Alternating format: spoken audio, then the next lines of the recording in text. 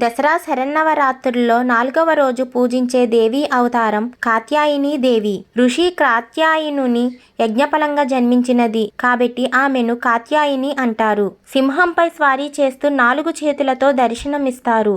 మహిషాసురుడిని సంహరించిన శక్తి రూపిణి కాత్యాయని దేవి.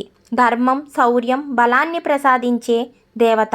ఎవరైనా సరే తల్లిదండ్రులు తమ కుమార్తె యొక్క వివాహం చేసి ముందు కాత్యాయని వ్రతం చెయ్యిస్తారు. ఎందుకు చెయ్యిస్తారు అంటే 2 కారణముల చేత చెయ్యిస్తారు. ఒకటి, జాతకంలో కుజదోషం ఉంటే దాన్ని నివారించి అనుకూల దాంపత్యాన్ని ఇవ్వగలిగినటువంటి వ్రతం కాత్యాయని వ్రతం.